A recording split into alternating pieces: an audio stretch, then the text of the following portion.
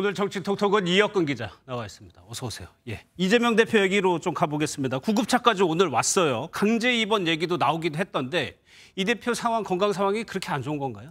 네, 사진으로 비교를 해보면 확연히 현재 좋지 않은 상태인 게 드러납니다. 단식 1일차에는 걷는 것과 말하는 것 모두 문제 없었는데요. 단식 기간이 길어지면서 16일차에는 지팡이를 짚으며 걷는 등 부쩍 수척해진 모습을 보였습니다.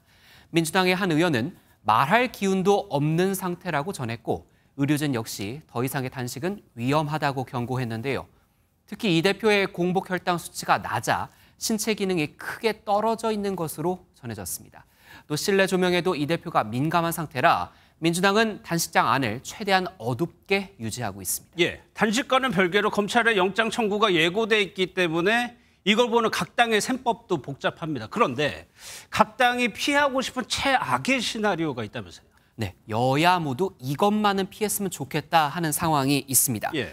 여당은 이 대표의 체포를 국회가 동의를 했는데 법원이 제동을 거는 상황을 최악으로 꼽습니다. 이 경우 법원이 사실상 이 대표에 대한 검찰 수사가 무리했다고 판단을 내리는 모양새라 여당이 역풍을 맞을 수 있다는 평가가 나옵니다. 예. 반면 다수당인 야당은 국회에서 체포 동의안 표결 과정부터 경우의 수가 좀 복잡합니다. 본회의에서 체포에 동의를 했는데 법원이 이 대표의 영장을 발부하면 총선을 앞두고 부도덕한 정당이라는 비판을 피하기 어렵게 됩니다.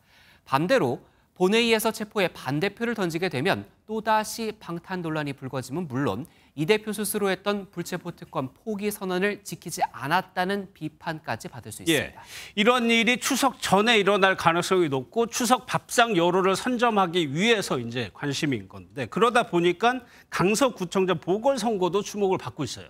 네, 맞습니다. 전해드린 것처럼 내년 4월에는 전국 국회의원을 뽑는 총선이 있습니다. 그렇죠. 강서구청장 선거가 그 전에 민심이 어디로 쏠리는지 알 수 있는 마지막 기회이기 때문에 관심이 더 커지는 건데요. 대진표는 이미 완성이 됐습니다. 국민의힘은 문재인 청와대의 감찰 무마 의혹을 폭로했다가 공무상 비밀 누설로 유죄를 확정받은 김태우 전 강서구청장을 후보로 내세웠습니다. 김 전 구청장은 지난달 윤석열 대통령의 광복절 특사로 복권됐고요. 민주당은 문재인 정부 마지막 경찰청 차장이었던 진교훈 전 차장을 전략 공천했습니다.